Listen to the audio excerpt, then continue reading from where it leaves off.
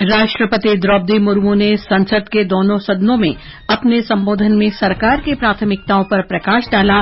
कहा, गांवों में कृषि, डेयरी और मत्स्य आधारित उद्योगों का विस्तार किया जा रहा है। राष्ट्रपति ने आश्वासन दिया कि सरकार अपनी एक्ट ईस्ट पॉलिसी के तहत पूर्वोत्तर क्षेत्र को रणनीतिक प्रवेश द्वार बनाने के लिए काम कर रही है। नीट यूजी परीक्षा में कथित अनियमितताओं के मामले में सीबीआई ने 2 लोगों को गिरफ्तार किया। दक्षिण पश्चिम मानसून गुजरात और राजस्थान, उत्तर प्रदेश और मध्य प्रदेश में तथा उत्तरी अरब सागर के शेष हिस्सों में आगे बढ़ा। और आईसीसी T20 क्रिकेट विश्व कप के दूसरे सेमीफाइनल में गयाना में भारत और इंग्लैंड के बीच मैच बारिश के कारण अभी शुरू नहीं हुआ। समाचार संध्या के साथ मैं लवली निगम। राष्ट्रपति द्रौपदी मुर्मू ने संसद के दोनों सदनों में अपने संबोधन में सरकार की प्राथमिकताओं पर प्रकाश डाला और कहा कि 10 साल में देश 11वें स्थान से उठकर 5वीं सबसे बड़ी अर्थव्यवस्था बन गया है। उन्होंने कहा कि देश ने महामारी और दुनिया के विभिन्न हिस्सों में संघर्ष के बावजूद ये उपलब्धि हासिल की। राष्ट्रपति ने यह भी कहा कि मौजूदा सरकार भारत को दुनिया की तीसरी सबसे बड़ी अर्थव्यवस्था बनाने के लिए काम कर रही है। उन्होंने कहा कि सुधार, प्रदर्शन और परिवर्तन के संकल्प ने आज भारत को विश्व की सबसे तेजी से बढ़ती अर्थव्यवस्था बना दिया है। अर्थव्यवस्था को मजबूत करने के लिए सरकार के कदमों पर प्रकाश डालते हुए राष्ट्रपति मुर्मू ने कहा कि केंद्र विनिर्माण, सेवाओं और कृषि को समान महत्व दे रहा है। उन्होंने कहा कि देश सूचना प्रौद्योगिकी, पर्यटन और स्वास्थ्य से लेकर वेलनेस तक हर क्षेत्र में अग्रणी बनकर उभर रहा है और इससे बड़ी संख्या में रोजगार और स्वरोजगार के नए अवसर पैदा हो रहे हैं। गांव में कृषि आधारित उद्योगों, डेयरी और फिशरीज आधारित उद्योगों का विस्तार किया जा रहा है। इसमें भी सहकारिता को प्राथमिकता दी गई है। सरकार किसानों उत्पाद संघों, एफपीओ और टैक्स जैसे सरकारी संगठनों का एक बड़ा नेटवर्क बना रही है। छोटे किसानों की बड़ी समस्या भंडारों से जुड़े होती है, इसलिए मेरी सरकार ने सहकारिता क्षेत्र में दुनिया की सबसे बड़ी भंडारण योजना पर काम शुरू कर चुकी है। राष्ट्रपति ने कहा कि सरकार प्राकृतिक खेती और इससे संबंधित उत्पादों की आपूर्ति श्रृंखला को मजबूत कर रही है।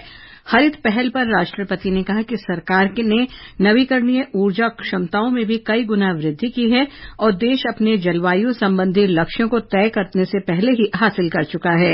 राष्ट्रपति ने कहा कि पिछले 10 वर्षों में पूर्वोत्तर क्षेत्र के विकास के लिए आवंटन 4 गुना से अधिक बढ़ाया गया है। उन्होंने कहा कि सरकार अपनी एक्ट ईस्ट पॉलिसी के अंतर्गत इस क्षेत्र को रणनीतिक प्रवेश द्वार बनाने के लिए काम कर रही है। मेरी सरकार ने नॉर्थ ईस्ट के विकास के लिए 10 वर्षों में आवंटन में 4 गुना से अधिक की वृद्धि की है। सरकार इस क्षेत्र को एक्ट ईस्ट पॉलिसी के तहत स्ट्रेटेजिक गेटवेज बनाने के लिए काम कर रही है। नॉर्थ ईस्ट में हर तरह की कनेक्टिविटी का बढ़ाया जा रहा है। शिक्षा, स्वास्थ्य, पर्यटन, रोजगार, हर क्षेत्र में विकास कार्यों को आगे बढ़ाया जा रहा है।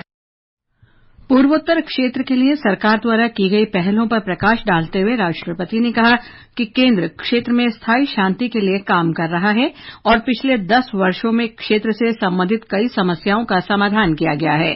राष्ट्रपति मुर्मू ने कहा कि क्षेत्र में तेजी से प्रगति के बाद अशांति वाले क्षेत्रों में अफस्पा को चरणबद्ध तरीके से हटाने का काम चल रहा है। सूचना और प्रसारण राज्य मंत्री डॉक्टर एल मुरुगन ने आज समाजवादी पार्टी सांसद आर.के. चौधरी द्वारा सेंगोल पर की गई टिप्पणी की आलोचना की। डॉक्टर मुरुगन ने नई दिल्ली में मीडिया कर्मियों से बातचीत के दौरान कहा कि सेंगोल सभी के लिए न्याय का प्रतीक है। ये समान और निष्पक्ष सरकार को दर्शाता है। मंत्री ने विपक्ष पर निशाना साधते हुए कहा कि इंडिया गठबंधन के नेता सेंगोल का सम्मान नहीं करते और उनका रवैया निंदनीय है।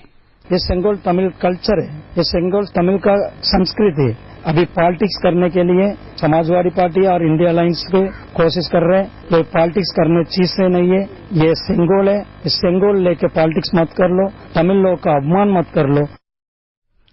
बिहार से जनता दल यूनाइटेड के सांसदों के प्रतिनिधिमंडल ने आज संसद भवन में प्रधानमंत्री नरेंद्र मोदी से मुलाकात की। श्री मोदी ने एक सोशल मीडिया पोस्ट में कहा कि बिहार में भारतीय जनता पार्टी और जनता दल यूनाइटेड का मिलजुल कर काम करने और कुशासन, भ्रष्टाचार तथा अपराधीकरण से लड़ने का लंबा इतिहास रहा है। विपक्षी नेताओं ने आज संसद भवन में लोकसभा अध्यक्ष ओम बिरला से उनके कक्ष में मुलाकात की। बैठक में कांग्रेस नेता और लोकसभा में विपक्ष के नेता राहुल गांधी, टीएमसी सांसद कल्याण बनर्जी, एनसीपी शरद पवार की सुप्रिया सुले, समाजवादी पार्टी की डिम्पल यादव, राजद की नीसा भारती और अन्य नेता मौजूद थे। ये समाचार आकाशवाणी से प्रसारित किए जा रहे हैं। ताजा समाचार जानने के लिए आप हमारे Twitter handle @AIR News Hindi को फॉलो कर सकते हैं। बग्गा को नहाने का पानी चाहिए। बग्गा ने नल खोला, पानी आना शुरू। ऐसे ही विमला को धुलाई, सावित्री को सफाई और रघु को सिंचाई के लिए पानी चाहिए। पर कभी सोचा है कितना सारा पानी आता कहाँ से? अब आप कहेंगे कि जमीन के नीचे से। आगे भी जमीन के नीचे से ऐसे ही पानी आए, इसके लिए इस बारिश से पहले ही वर्षा जल संचयन की व्यवस्था करें। तालाबों, पोखरों और नालियों को साफ करके वर्षा जल संचयन अभियान कैच द रेन का हिस्सा बने। जल शक्ति मंत्रालय, भारत सरकार द्वारा जनहित में जारी। ये आकाशवाणी है। केंद्रीय अन्वेषण ब्यूरो ने नीट यूजी परीक्षा में कथित अनियमितताओं के संबंध में 2 व्यक्तियों को गिरफ्तार किया है। आधिकारिक सूत्रों ने बताया कि इन दोनों आरोपियों को बिहार के पटना से हिरासत में लिया गया। नीट यूजी प्रश्न पत्र लीक मामले की आधिकारिक तौर पर सीबीआई जांच कर रही है। सीबीआई सोमवार को बिहार पुलिस की आर्थिक अपराध इकाई के कार्यालय पहुंची और इस मामले में जांच शुरू की। इससे पहले आर्थिक अपराध इकाई ईओयू ने प्रश्न पत्र लीक कांड का भांडाफोड़ किया था। ईओयू ने दावा किया था कि एक अंतर्राज्यीय संगठित आपराधिक गिरोह ने झारखंड के हजारीबाग से नीट अंडर ग्रेजुएट परीक्षा के प्रश्न पत्र लीक किए थे और उसे कई स्थानों पर संदिग्ध अभ्यर्थियों तक प्रवेश परीक्षा के पहले पहुंचाया था। गुप्त सूचना के आधार पर ईओयू ने 5 मई को पटना के खेमनीचक स्थित एक बंद स्कूल में छापेमारी कर अधजले प्रश्न पत्र प्राप्त किए थे। इसके बाद कुछ प्रश्न पत्रों के हिस्से को हजारीबाग स्थित परीक्षा केंद्र के प्रश्नों से मिलान किया गया था, जो हूबहू मिल गए थे। जांच का कार्य अपने हाथ में लेने के बाद सीबीआई ने कल 2 आरोपियों बालदेव कुमार उर्फ चिंटू और मुकेश कुमार को पूछताछ के लिए रिमांड पर लिया था। अभी तक इस मामले में बिहार से 17 गिरफ्तारियां हो चुकी हैं। धर्मेंद्र कुमार राय, आकाशवाणी समाचार, पटना। केंद्रीय सूक्ष्म, लघु और मध्यम उद्यम मंत्री जीतन राम मांझी ने नई दिल्ली में विश्व एमएसएमई दिवस पर 2 नई योजनाएं शुरू की। एमएसएमई टीम पहल का लक्ष्य डिजिटल कॉमर्स के लिए ओपन नेटवर्क के वास्ते 5 लाख सूक्ष्म और लघु उद्यमों को सुविधा प्रदान करना है। श्री मांझी ने उद्यमी भारत कार्यक्रम को संबोधित करते हुए विशेष रूप से ग्रामीण और दूर दराज के क्षेत्रों में समावेशी और केंद्रित प्रयासों के महत्व पर बल दिया। भारतीय मूल की अंतरिक्ष यात्री सुनीता विलियम्स का वापस धरती पर लौटना एक बार फिर टल गया है। वे जिस बोइंग स्टारलाइनर से गई थीं, उसमें कई तकनीकी गड़बड़ियां सामने आई हैं। सुनीता विलियम्स 5 जून को अंतरिक्ष यात्रा पर रवाना हुई थी। उन्हें अंतरिक्ष में 1 सप्ताह बिताने के बाद इस महीने की 14 तारीख को वापस लौटना था, लेकिन उनकी वापसी में विलंब हुआ है। नासा ने उनके लौटने की नई तारीख के बारे में अभी कुछ नहीं बताया है। जम्मू कश्मीर के उपराज्यपाल मनोज सिन्हा ने आज दक्षिण कश्मीर के अनंतनाग जिले में पहलगाम में एक उच्च स्तरीय बैठक में श्री अमरनाथ जी यात्रा की तैयारियों की समीक्षा की। उन्होंने यात्रा मार्गों पर पुलिस, सुरक्षा कर्मियों, डॉक्टरों और अन्य आवश्यक कर्मियों की तैनाती के बारे में विचार विमर्श किया। उपराज्यपाल को बताया गया कि सुरक्षित और सुचारू तीर्थ यात्रा के लिए पर्याप्त उपाय किए गए हैं। दक्षिण पश्चिम मानसून गुजरात में उत्तरी अरब सागर के बचे हिस्सों, राजस्थान के कुछ और हिस्सों, पश्चिमी उत्तर प्रदेश और मध्य प्रदेश, उत्तराखंड, हिमाचल प्रदेश, बिहार, जम्मू कश्मीर, कश्मीर, लद्दाख, गिलगित बाल्टिस्तान, मुजफ्फराबाद के ज्यादातर हिस्सों, पंजाब के कुछ हिस्सों और पूर्वी उत्तर प्रदेश में और आगे बढ़ गया है। अगले 2 से 3 दिन के दौरान राजस्थान के कुछ और हिस्सों, मध्य प्रदेश के शेष हिस्सों, छत्तीसगढ़, पश्चिम बंगाल, झारखंड, बिहार, उत्तर प्रदेश के कुछ और हिस्सों, दिल्ली, चंडीगढ़, पंजाब और हरियाणा के कुछ हिस्सों, उत्तराखंड, हिमाचल प्रदेश और जम्मू के शेष हिस्सों में दक्षिण पश्चिम मानसून के आगे बढ़ने के लिए परिस्थितियां अनुकूल होने की संभावना है। प्रधानमंत्री नरेंद्र मोदी रविवार को सवेरे 11 बजे आकाशवाणी पर मन की बात कार्यक्रम में देश और विदेश में लोगों के साथ अपने विचार साझा करेंगे। ये इस मासिक रेडियो कार्यक्रम की 111वीं कड़ी होगी। श्री नरेंद्र मोदी के लगातार तीसरी बार प्रधानमंत्री पद संभालने के बाद मन की बात का ये पहला कार्यक्रम होगा। इसे आकाशवाणी के समूचे नेटवर्क, AIR न्यूज वेबसाइट और news on AIR mobile app पर भी प्रसारित किया जाएगा। ये समाचार हमारी वेबसाइट newsonair.gov.in/hindi और हमारे mobile app news on AIR पर भी उपलब्ध हैं। नए आपराधिक कानून यानी भारतीय न्याय संहिता 2023, भारतीय नागरिक सुरक्षा संहिता 2023 और भारतीय साक्ष्य अधिनियम 2023 1 जुलाई 2024 से लागू हो रहे हैं। नए कानूनों के बारे में जानने के लिए NCRB संकलन of criminal laws mobile app को प्ले स्टोर या ऐप स्टोर से डाउनलोड करें।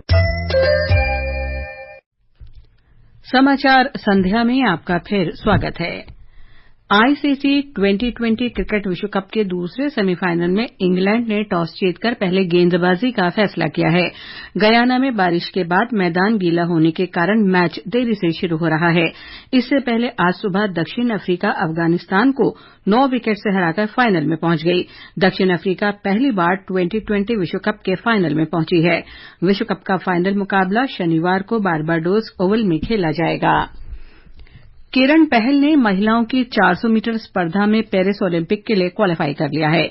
आज हरियाणा के पंचकुला में राष्ट्रीय अंतर्राज्यीय एथलेटिक्स चैंपियनशिप के सेमीफाइनल में किरण ने 50.92 सेकंड का समय लेकर ओलंपिक्स के लिए क्वालीफाई किया।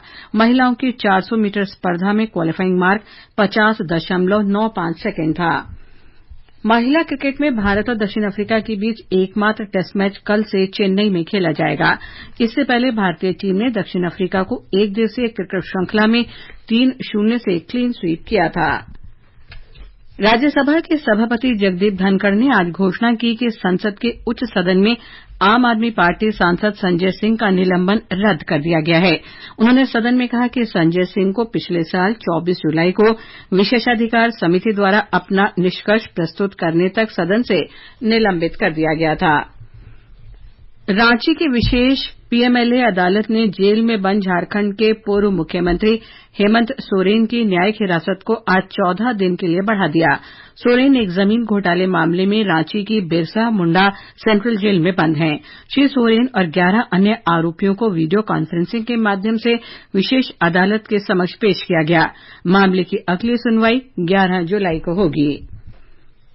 प्रधानमंत्री नरेंद्र मोदी ने आज नादप्रभु केम्पेगौड़ा को उनकी जयंती पर श्रद्धांजलि अर्पित की। एक सोशल मीडिया पोस्ट में श्री मोदी ने कहा कि वो एक दूरदर्शी व्यक्ति थे जो अपनी दूरदर्शिता और प्रशासनिक कौशल के लिए जाने जाते थे। उन्होंने कहा कि नादप्रभु केम्पेगौड़ा आर्थिक कल्याण, कृषि, सिंचाई को बढ़ावा देने में हमेशा अग्रणी रहे। उत्तर प्रदेश सरकार ने नोएडा सेक्टर 21 में फिल्म सिटी बनाने के लिए आज एक समझौता किया।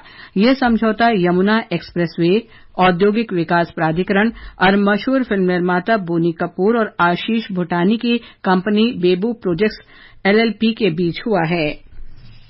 और अब आर्थिक जगत की खबरों के साथ हैं निखिल कुमार।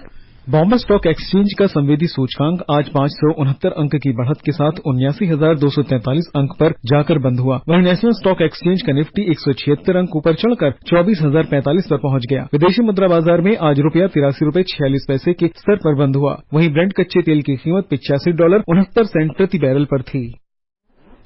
और अंत में मुख्य समाचार एक बार फिर। राष्ट्रपति द्रौपदी मुर्मू ने संसद के दोनों सदनों में अपने संबोधन में सरकार की प्राथमिकताओं पर प्रकाश डाला। कहा, गांवों में कृषि, डेयरी और मत्स्य आधारित उद्योगों का विस्तार किया जा रहा है। राष्ट्रपति ने आश्वासन दिया कि सरकार अपनी एक्ट ईस्ट पॉलिसी के तहत पूर्वोत्तर क्षेत्र को रणनीतिक प्रवेश द्वार बनाने के लिए काम कर रही है। नीट यूजी परीक्षा में कथित अनियमितताओं के मामले में सीबीआई ने 2 लोगों को गिरफ्तार किया। दक्षिण पश्चिम मानसून गुजरात और राजस्थान, उत्तर प्रदेश और मध्य प्रदेश तथा उत्तरी अरब सागर के शेष हिस्सों में आगे बढ़ा। और भारत के साथ 2020 क्रिकेट विश्व कप के दूसरे सेमीफाइनल में इंग्लैंड ने टॉस जीतकर गेंदबाजी का फैसला किया। इसके साथ ही समाचार संध्या का यह अंक समाप्त हुआ। नमस्कार।